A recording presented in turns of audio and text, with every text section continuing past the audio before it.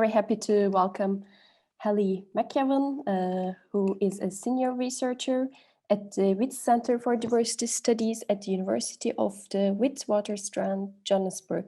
She's an expert on the pro-family counter-movement against LGBTQ rights, reproductive justice, gender studies, and comprehensive sexuality education, specifically in African contexts.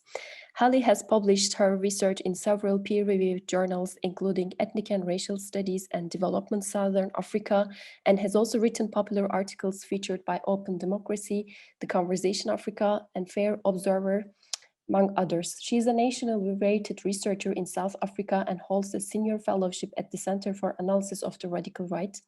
Hallie is also associate editor of the International Journal of Critical Diversity Studies. So welcome, Hallie, and the floor is yours. Great, thank you so much. Thanks, Sarah, for the warm introduction and for the invitation to be a part of this program. And I'm just so impressed by the diversity of the participants. It's great to meet all of you, and I really look forward to having a conversation with you, after I do my presentation. So I will be sharing my screen now. But I think before I do that, let me just also say, so I'm from the United States, but I live in Johannesburg, South Africa. I've lived in South Africa since 2005, but I did my undergraduate degree back in the States at Michigan State University. And then after that, I moved to South Africa, where I pursued postgraduate studies in critical diversity studies. And I just ended up staying because it's just, I found it a really fascinating field. And I'm going to be sharing more with you about it as well, because it very much informs the work that I do. But basically, to kind of position our work, we do research and we've got postgraduate programs in critical diversity studies. And basically, we say we are critical diversity studies because we recognize that diversity is not about like celebration. It's not something we can say, oh, let's celebrate our diversity. And of course, this is a big kind of discourse in South Africa, post-apartheid, right? About diversity, transformation, the Rainbow Nation, and there's all this, discussion about, how, we must celebrate diversity, but actually that kind of rhetoric we feel and that kind of approach is really, it further excludes and alienates historically marginalized groups who don't necessarily experience like diversity as something that, as like a safe space or as something that is welcoming or inclusive, but rather, it's experienced as like quite hostile, alienating. So we really look at dynamics of power and diversity and difference. So trying to understand, why do some forms of difference make more of a difference in our lives than others? So that is how I kind of come to this research around the anti-gender movement, or as they call themselves, the pro-family movement. So that's my kind of academic orientation, but also, whenever I do this, whenever I speak about this research or talk about, the pro-family movement, I also always think it's important to position myself in relation to this topic. So as I mentioned, I grew up in the United States. I grew up in a queer family. I've got two moms. I was like a donor conceived child. And, I grew up in a very queer family. And, I was born in the 80s and, growing up at that time, also like in the Midwest, but I mean, just generally in the United States, it was, like this this US Christian right movement. It was just like so vocal, actually, and becoming more powerful, even though, you know, it often, like, the things that US Christian right activists would say would be kind of like sound off the wall. But you know, their rhetoric really, in addition to being very like white supremacist in a way, you know, it's overtly like anti-gay, anti-feminist. It's very, you know, against women having reproductive rights. It's totally against abortion. And this kind of, you know, rhetoric is like very loud, okay, in the US. And these groups are very vocal, even though they represent a minority of opinion. But yeah, so I mean, growing up in that context, I just like that, like, you know, growing up in a queer family and not really understanding like why are these US Christian right groups, like, why are they so anti-gay? Why are they so, you know, what's the big deal? Why do they want to like not allow women to have control over their bodies? And you know, I was just always like asking these kinds of questions, and also feeling very alienated by that kind of rhetoric, and the dominance of this like nuclear family model in the United States. So anyhow, so then I left and I came to South Africa, which, you know, has this like amazing constitution. I was the first country in the continent to legalize same-sex marriage, like years ahead of the United States. It's got just, you know, it's all on this road to transformation in the post-apartheid period. So you know, I was really attracted to this idea and this like vision of a society that is anti-racist, you know, that is non-sexist, non-discriminatory, like as the Constitution sets out. And I was also just interested in post-colonial African theory, culture, politics. So yeah. But then after I moved here in 2005, and then it was in 2008 that same-sex marriage was legalized here. And it was about that time that I started to hear many of the same kinds of narratives, and, you know, the rhetoric, the US Christian right anti-gay rhetoric that I grew up around in the US. I started hearing the same kinds of things here. And it literally, it just sent like a chill down my spine, because I know how underestimated on the one hand these groups are, and secondly, like how polarizing they are, and how influential they can be in shifting debates and mindsets and heart sets around, you know, ideas of the family, which, you know, is a big central piece of their activism. So that's what kind of got me onto this research, like looking at, like, firstly, I wanted to find out, you know, is the US Christian right doing this? Like, are they, you know, behind this stuff? Because it sounds really similar.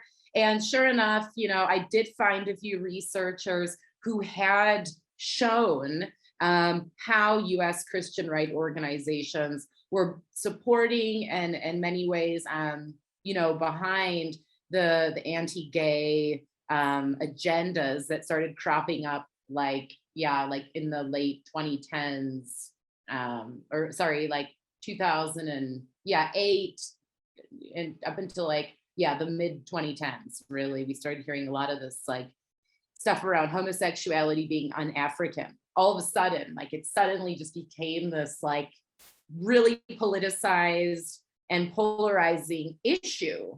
And there's other African scholars who've also said that it was really like in the early 2000s where like issues of sexuality suddenly just became like, you know, flashpoints, like just lightning rods, right, of politicization.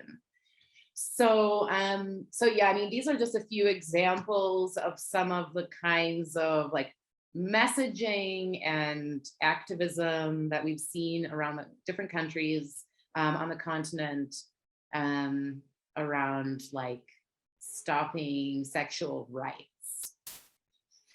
So basically there is one researcher who's done a whole lot of research showing like how US Christian right organizations have been working in African countries. His name is Kapia Kauma, and he is from Zambia, but he is now he was at the Political Research Associates in Boston. I heard he recently moved somewhere else, but he's in the United States now.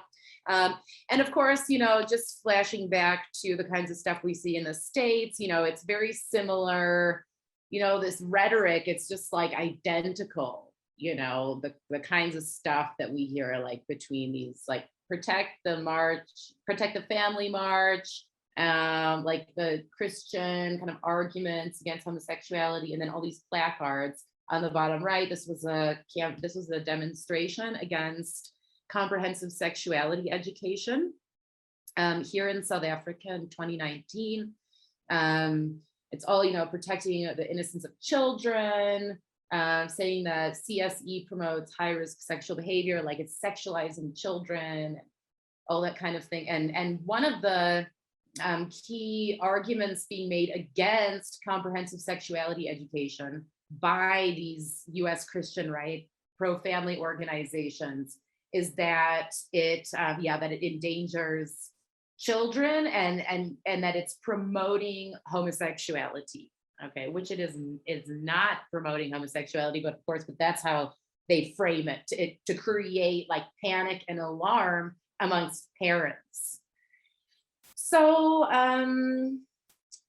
right. So, I mean, then, once it became, it like was quite clear to me, okay, there is evidence that the US Christian right is trying to influence sexual politics in African countries. So then my next question, of course, is why are they doing this, right? And these are just a few examples here. I mean, Focus on the Family is one of the largest like pro-family organizations in the United States. It was founded in the 80s. And they have an office here in South Africa as well. And so they have like a whole set of like programming for the continent. It's just one, there's many other examples of this. Also, on the left there, you can see this was an event coordinated by the World Congress of Families. I'll tell you a little bit more about them later, but basically they're kind of the largest pro-family like organization, and they bring together a whole bunch of other smaller pro-family organizations from around the world. And they've really been growing this movement. So they host like regional conferences, and they bring together like, religious leaders, political leaders, people in government, parents and people from religious communities. And they really like politicize people around these issues. They're really like, driving this narrative that the family's under attack by like LGBTI rights, by, I'll get into that more in a second. And then this bottom example, so the International Organization for the Family is like the newer version of the World Congress of Families. It was like relaunched as this IOF. And they had this whole thing in Cape Town back in 2017 where they invited all these African leaders, and they also had, or just activists as well, and they had people from like the US Christian right organizations and other European countries come, and then they signed this like thing called the Cape Town Declaration, and it's all about like the importance of family and marriage. And yeah, so as I did my doctoral research looking at what these movements are doing in African countries, what these groups are doing in African countries. And then subsequent to finishing that, my doctoral research, my PhD, I started looking at what's happening globally, and realizing, that this movement is not only operating in African countries, it's actually entirely like, it's a global counter movement. It's a global movement. It's a global constellation of conservative, civil society organizations, activists, political leaders, religious leaders, even youth networks that are now, working to what they say, like defend the so-called natural or nuclear family, and to stop gender ideology, as we hear in Latin American contexts and Europe. More like just a little bit, we're hearing, we hear about like gender ideology, like in African contexts. We hear more in this context about the global sexual rights agenda. But anyway, so it is really this global movement, and Africa is one, regional focus within it. So, in terms of defining this movement, I think one of the key things to recognize is that it is not a backlash, right? It's not just a backlash. It's not just some fringe organizations who are like, we don't like LGBTI rights and we don't want our kids learning about sex in school, and just kind of have like that as though it's this like diffuse, loose like group of people who just are like reactionary against, sexual rights, sex and gender-based rights. Rather, it's, I think, more productive, and like the article I gave you by Elizabeth Corridor argues quite clearly, is that we should better understand it as a counter movement, in order to recognize really that it is this transnational coalition of anti-progressive conservative activists and organizations who are working to counter LGBTI rights, SRHR, at country and global level. So, as I will also speak a bit more about, they're not only trying to like dismantle and erode LGBTI rights or reproductive rights, they're actually also creating and offering this alternative of the natural family. Okay, and they're doing this at an ideological level, they're doing it at a social, civil society, organization level, they're doing it at policy levels, they're doing it at UN levels. So, they're developing and producing their own research and so-called evidence and knowledge to back up their claims. There's a lot of money that's being invested in this, which really shows us, we're not dealing with a backlash, we're dealing with a counter movement. And Open Democracy has this excellent research that they came out with last year, showing that at least 28 US Christian right organizations have spent more than $280 million globally to influence laws, policies, public opinion, SRHR, and that they've spent a huge chunk of this money in African countries.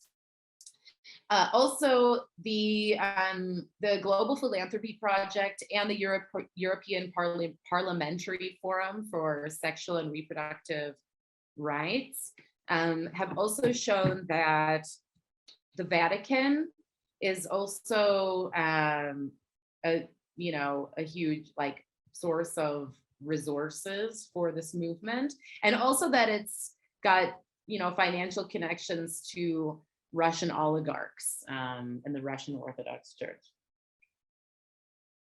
So just to recap, I mean, ultimately this counter movement, it's opposed to like this whole like basket of issues, right? Traditional, or they argue that SRHR, LGBTI rights, that they're an attack on traditional family values, the so-called natural family, which of course these mean the heterosexual, married, monogamous, and reproductive family unit. And they say that, LGBTI rights and sexual and reproductive health and rights and comprehensive sexuality education are also an attack on children, and that they ultimately, threaten the social fabric of the society, religious values, the nation, and the economy. Many, as you saw in the corridor reading, and many other scholars locate the history of when this movement emerged in the mid-1990s, because it was really at this point when there were, two key UN conferences in particular in Cairo and Beijing, where issues of gender and gender equality came onto the map. And the Vatican in particular, as the story is told, was like very alarmed by this because of how it ultimately threatens and undermines their power and ideology, which is, of course, against abortion and reproductive rights. So as the US Christian right groups actually tell it themselves, that it was through, the Vatican alerting them about what was going on in the UN, because these US Christian right groups were not in the UN. They didn't have access to the UN. So the Vatican alerted them to like what was going on. And then they woke up and put the UN and like the global stage on their agenda. So it was really in the mid-1990s that you saw these US Christian right organizations globalizing this narrative of family values. And, until that point, they really had only been concerned with domestic, US-based issues. There had been some activity in Latin America in the 70s by like Pat Robertson, who's one of these, leading US Christian right people. But it was really in the 90s that they really tried to, become influential at the United Nations. And what I'm going to talk about now, and what my approach was to this topic, was actually looking at the deeper history of this movement, in terms of the colonial ideologies that it actually reproduces, and the colonial and geopolitical inequalities that it actually is reproducing through this narrative that the so-called natural family is, foundational to all civilization, okay, which is like a direct quote from them. You hear it over and over again. Sorry, okay. So also just quickly to give you a little bit of an overview around how does this movement actually operate on the ground in trying to globalize this agenda that is so clearly coming out of a Euro-American context, so clearly being driven by US Christian right organizations. So how have they, tried to globalize this agenda and gain allies, around the world, and especially in the global South? So one of the things that they do is they invest a lot of money in media, strategic marketing, and communications. This is like a big aspect of the work that they do. In addition, of course, as I mentioned, to developing international networks and partnerships. I will also speak a bit more about some of those, but they, create coalitions and delegations within countries at regional level and global levels.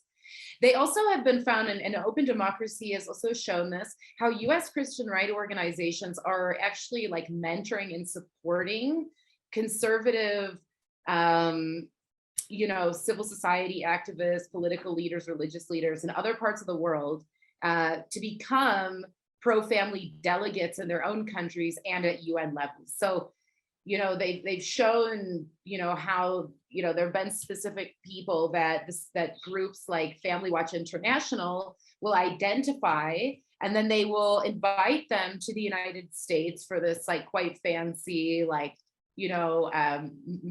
mentorship training. And then these people go home and then, become these pro-family leaders in their countries. and become quite vocal. They do online and offline campaigns, different kinds of petitions. They've got their websites to, quote unquote, alert people about attacks on the family in their own countries or at the UN.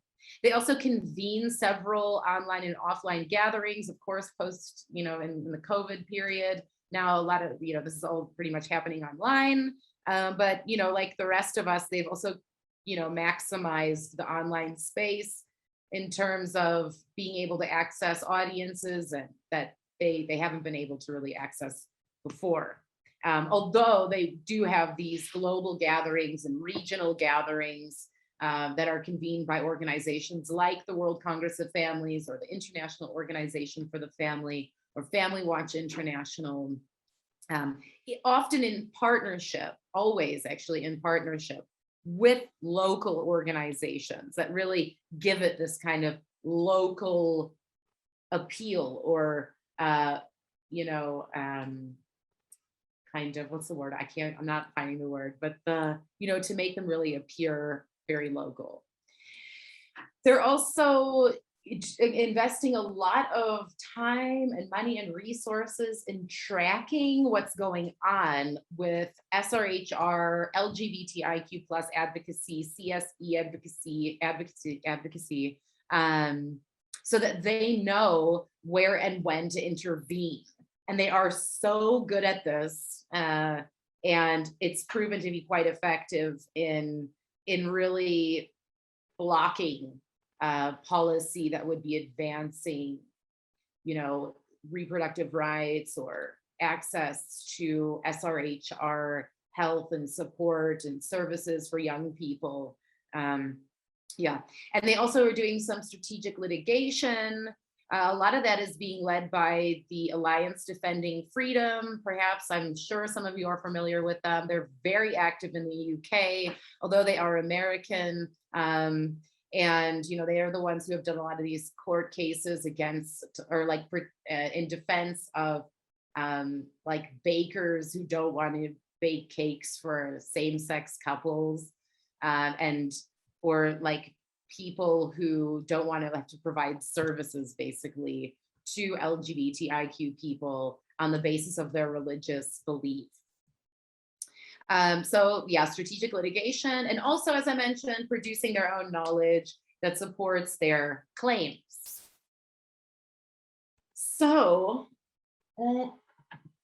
in terms of, how I have come in, tried to approach this topic or how I have approached it, I just want to quickly, I guess, address the theory and methods that I have used to do this.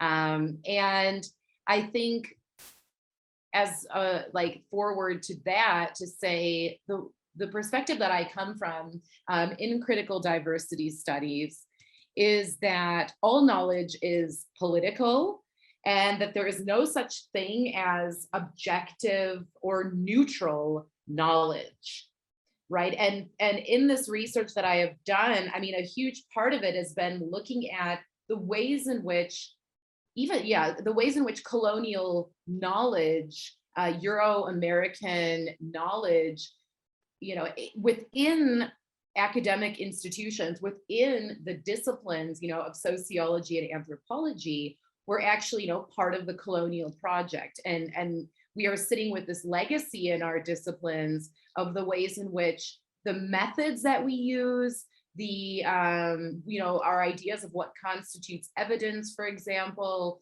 are all informed by this, the colonial history actually that our disciplines were so much a part of, in the sense that, the knowledge produced in these disciplines was, complicit, not only complicit, but also, provided the sustenance and fuel in many ways for the colonial projects and the justification of colonial projects. So, I mean, I really come at this from that kind of approach. So it's been really interesting for me looking at the kinds of knowledge that the pro-family movement is constructing and how they really try to position themselves as unideological, as free of ideology, whereas, you know, they accuse like feminists and queer theorists and activists as being the ones who are driving gender ideology.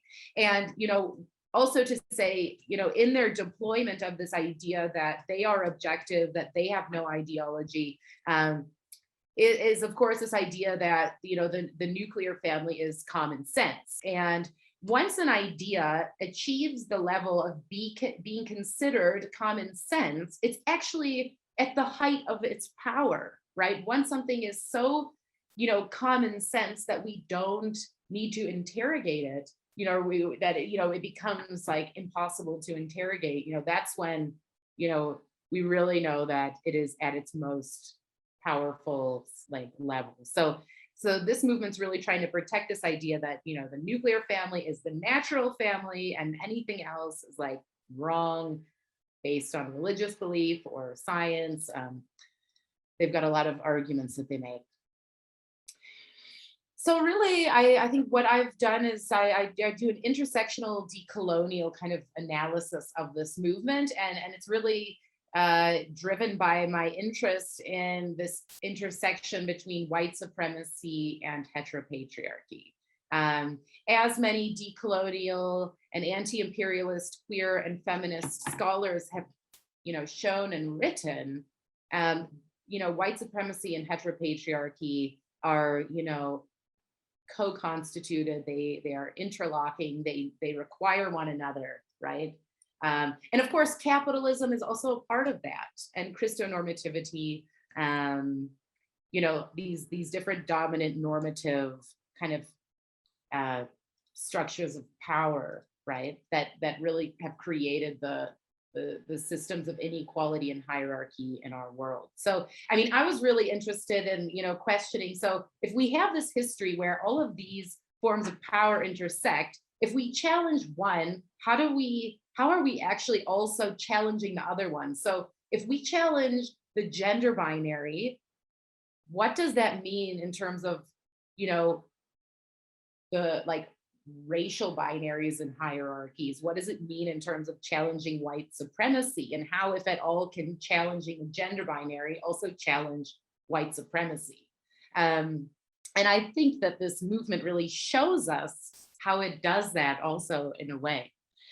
So I draw a lot on decolonial and anti-imperialist queer and feminist theory. I mentioned critical diversity studies already, and part of that is critical discourse analysis, which is really about understanding the ways in which language, you know, constitutes and is constituted by power relations, right? And also intersectionality theory. So trying to understand, you know, past and present relationships between these different intersecting forms of power and oppression.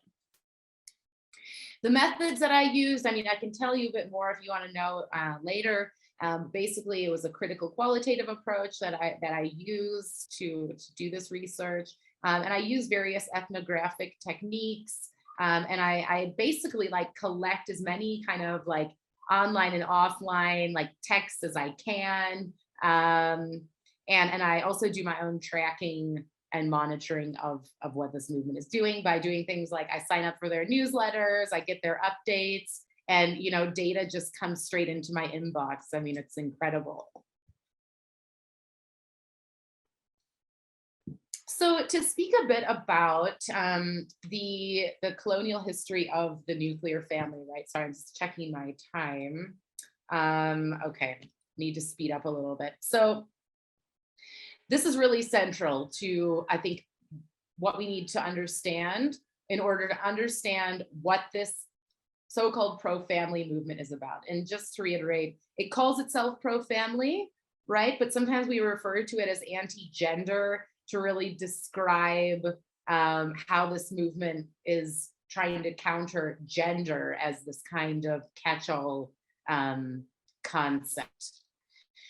So, but anyhow, so I mean, there have been a number of scholars. I've just highlighted Sally Kitch's work here, but there have been several scholars who have shown the ways in which, you know, the imposition of the gender binary and this idea of like gender difference and gender role complementarity and also hierarchy, how it formed a part of the ideology of racial hierarchy and white supremacy during nation formation in the West and also in colonial projects, right? So, I mean, ultimately, you know, in many ways, the gender binary and hierarchy became evidence of what was considered to be an enlightened society, and any other form of, you know, indigenous practices were considered as, you know, savage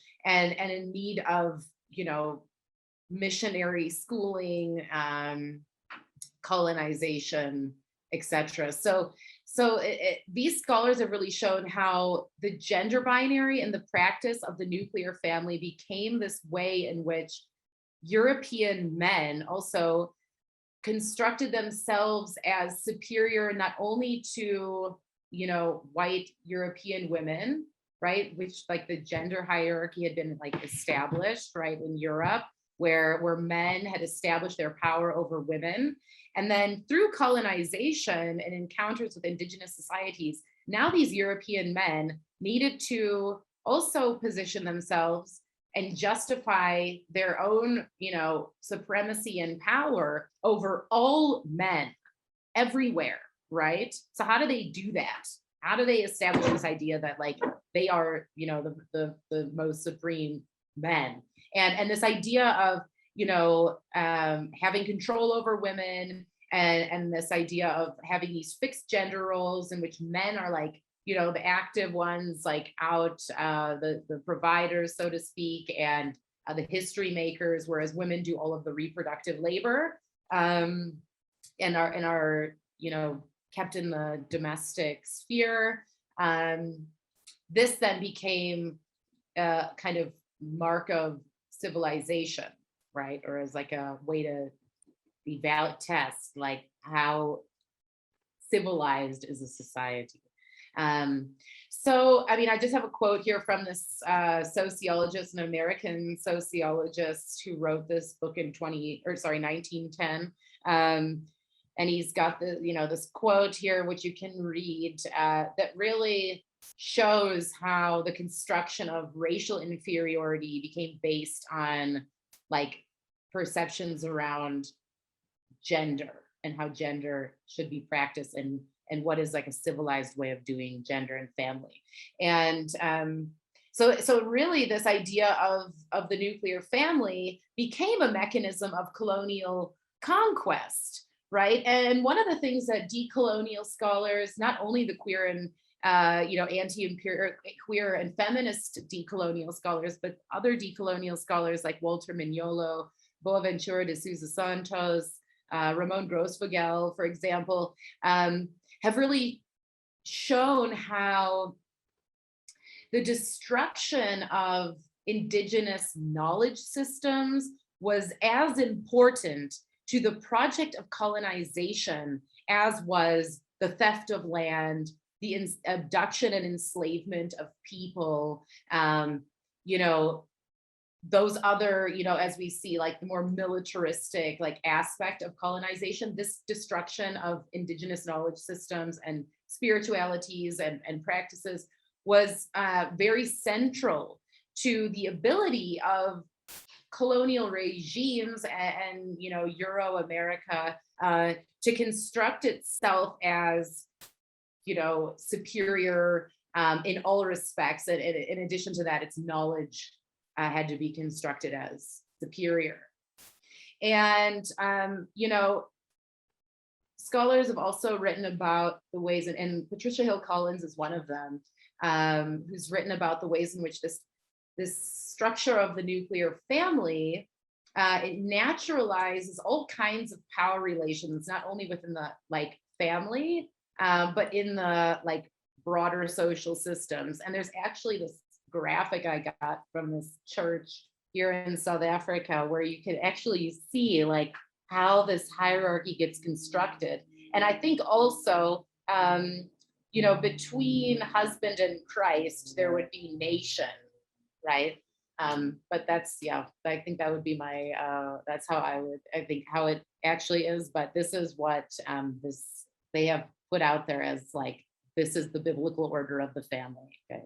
And its importance in ordering the society.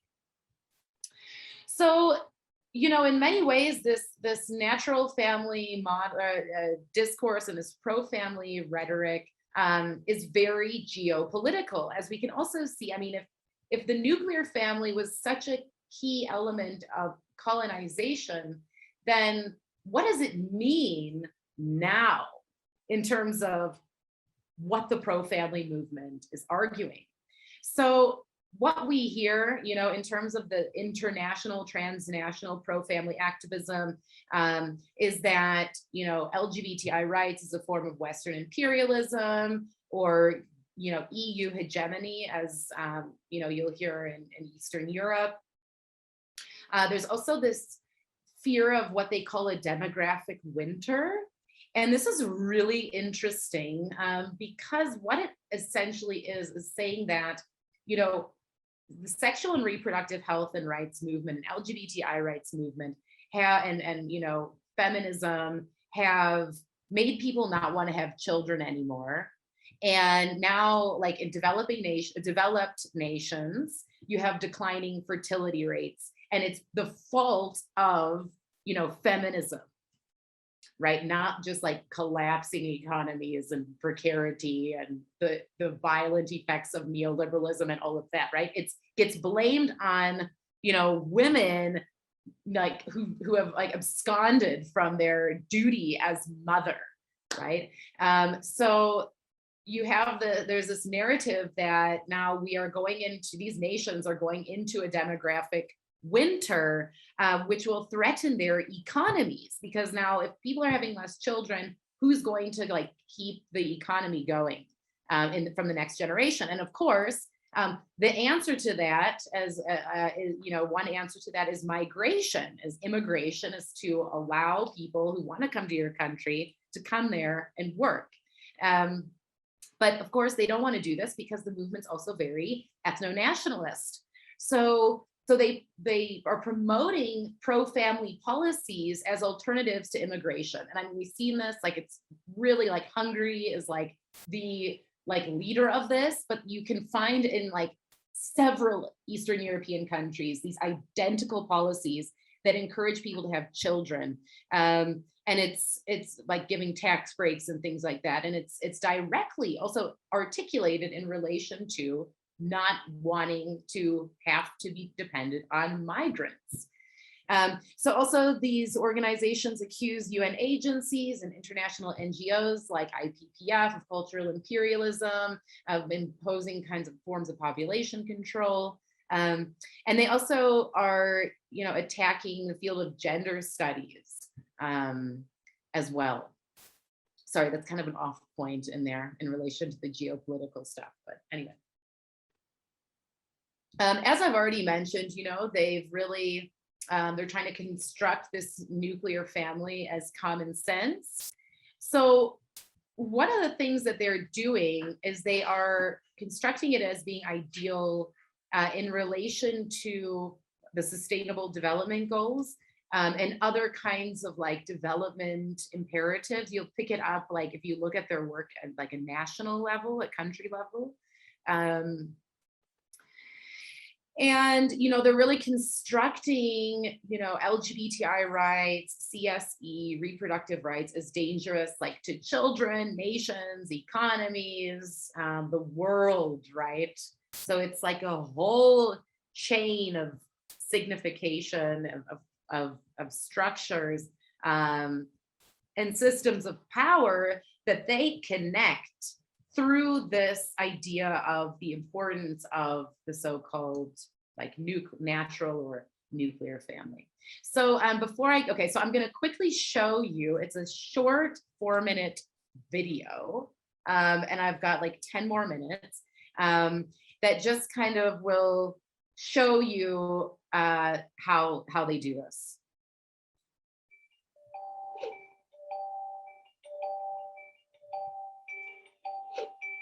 In 2015, world leaders from over 190 countries gathered at the United Nations and committed to a bold 15-year plan of action with 17 goals for people, the planet, and prosperity. Known as the UN Sustainable Development Goals, this plan aims to create a world free of poverty, hunger, disease, and want. A world where each country enjoys sustainable economic growth. A world without violence and where women and girls are empowered. A world where a good education is accessible to all. But how are nations to accomplish these lofty goals?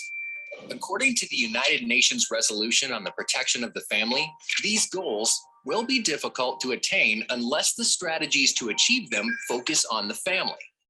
This is because, as the Family Resolution also states, the family contributes to eradicating poverty and hunger, achieving universal primary education, promoting gender equality, empowering women, reducing child mortality, and more.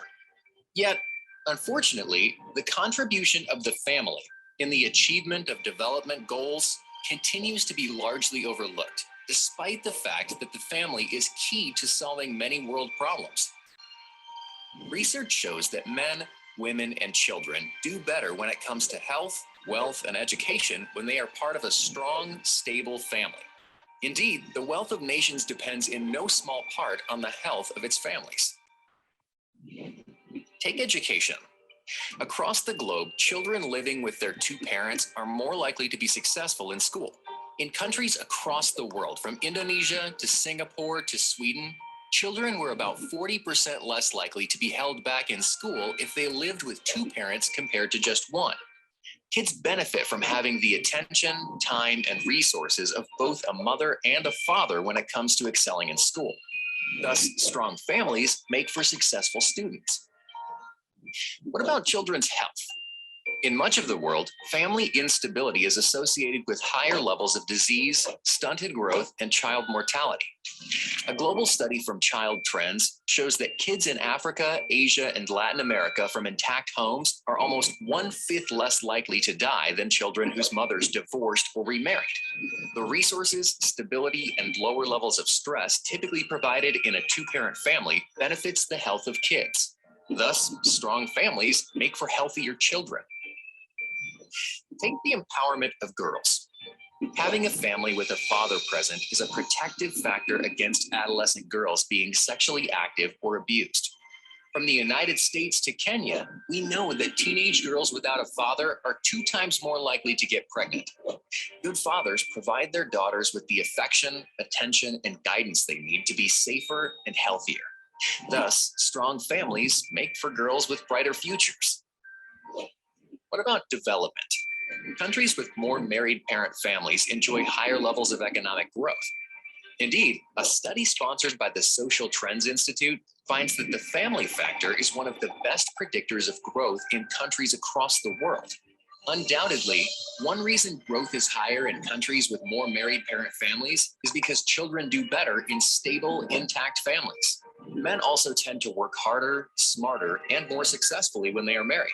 Thus, strong families make for successful, wealthier nations. Clearly, the family plays a key role in achieving the UN Sustainable Development Goals. And since governments can never adequately compensate for the irreplaceable role of the family, nations have a vested interest in protecting this natural and fundamental unit of society. Because as the family goes, so go the children, so goes the nation, so goes the world.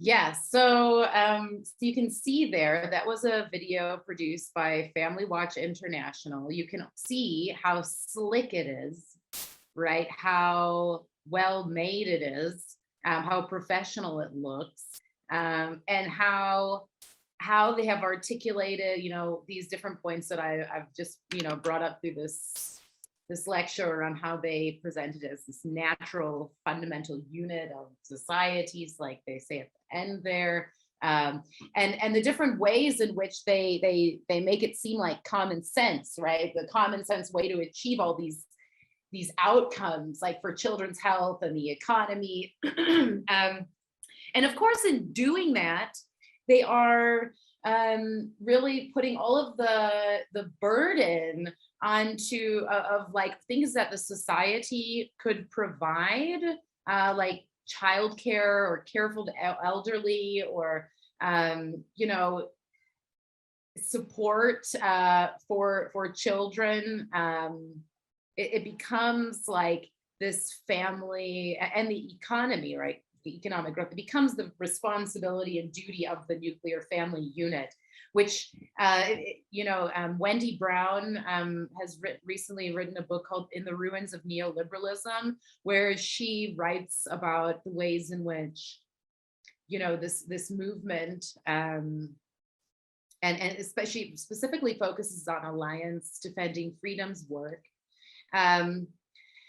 But basically how they're using LGBTI rights as like a playing field in order to advocate for anti-rights kinds of advocacy, and the neoliberal ideology within this anti-gender, pro-family rhetoric. And I cannot get into it today, unfortunately, but you know, there's a really interesting kind of thread throughout the history of the formation of this pro-family movement that is, you know, these neoliberal think tanks that have actually been very fundamental to the formation of this movement, like the Heritage Foundation is a key one. But anyway, moving on. So I just wanted to also quickly show you this, and I can't seem to get rid of that thing asking me about the audio settings, so sorry about that.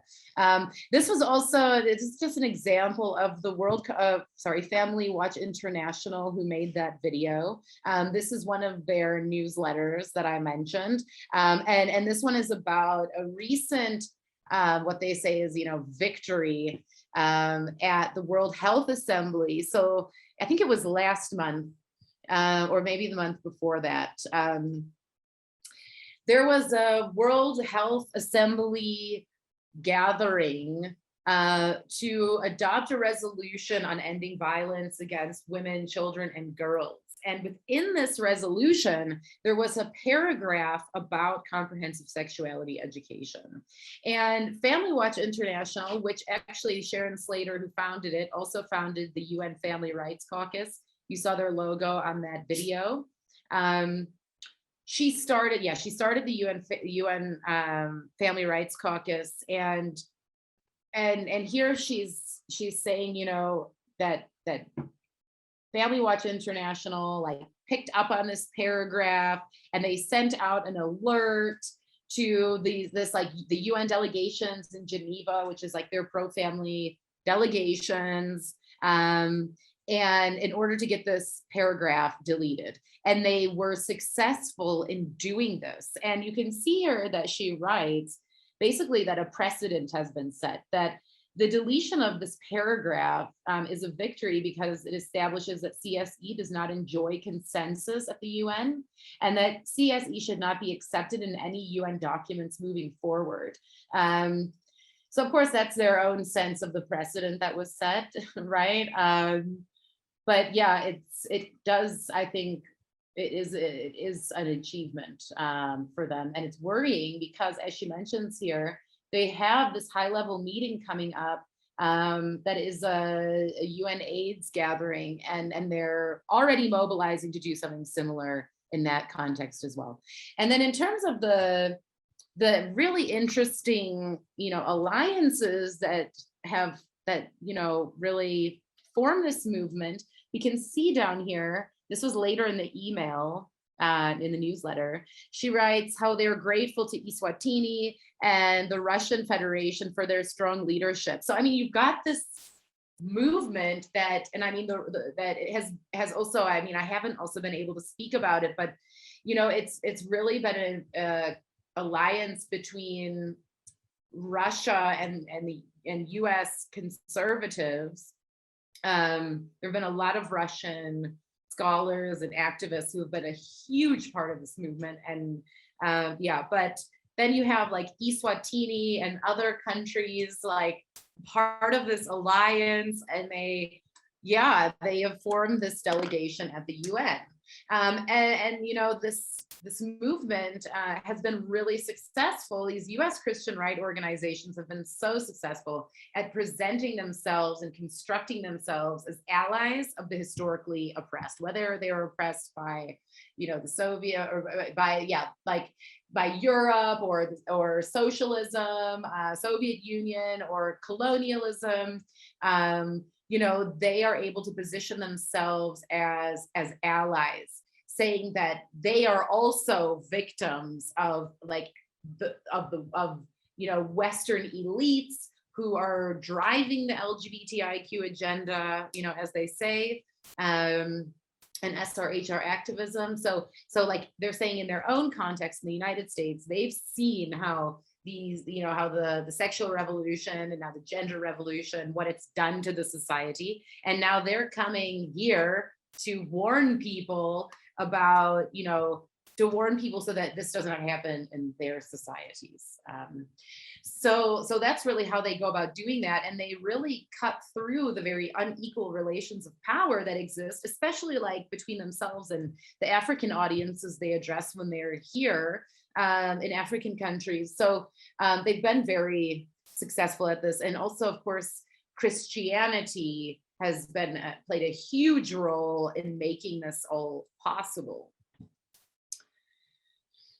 And to conclude, I mean, you know, not only is this movement, it's trying to, you know, present this pro-family, like the natural family, as the only kind of family, the only legitimate kind of family ever to have existed across all societies.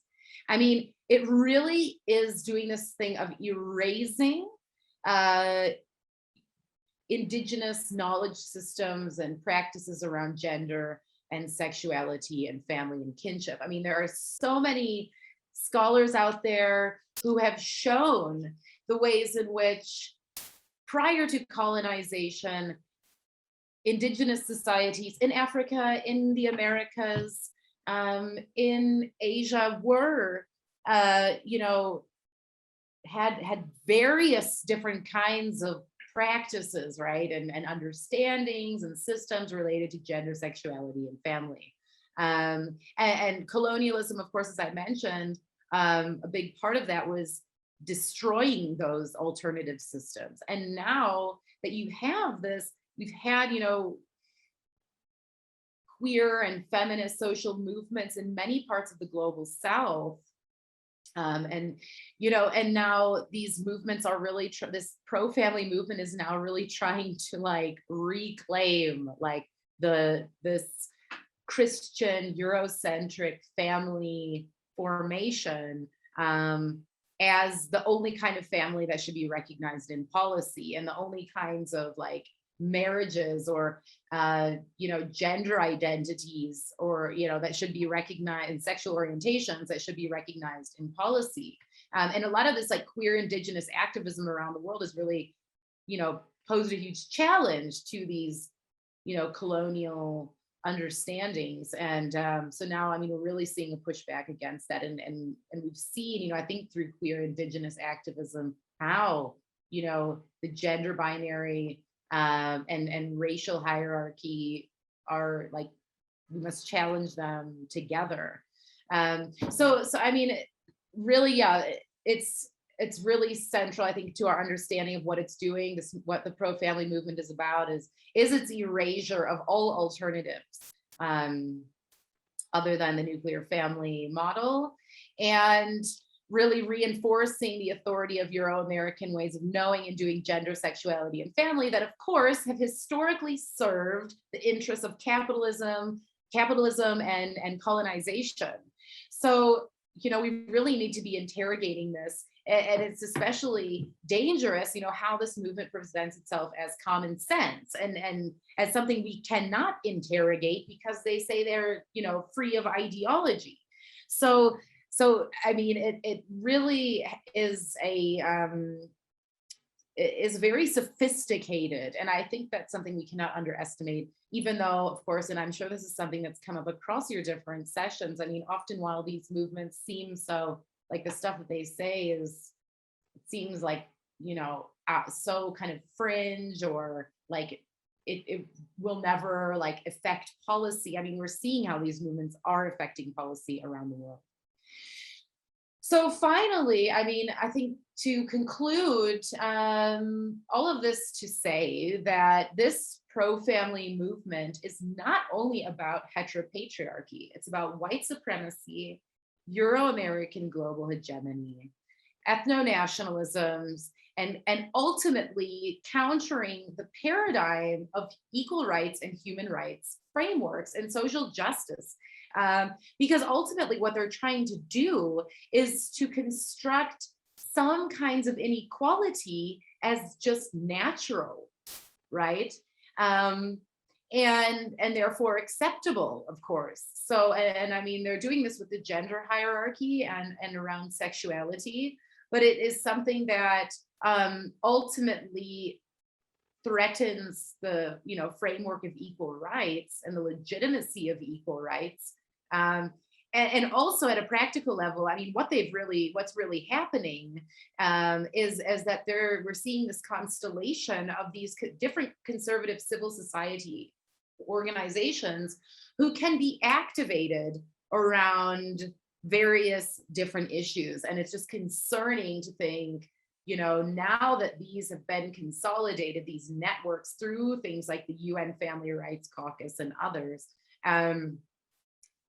it's like they can just, yeah, that power will grow over time. It doesn't seem like there's anything really preventing these networks from growing in their power and their influence. And it's really concerning to think about, you know, how they will deepen this anti-gender activism, but also expand their anti-rights activism in relation to other groups whose activism threatens, you know, again, capitalism, Eurocentrism, so like indigenous rights movements also. So here's the references. In case you want to look at them, I can always pull this up again, but thank you very much.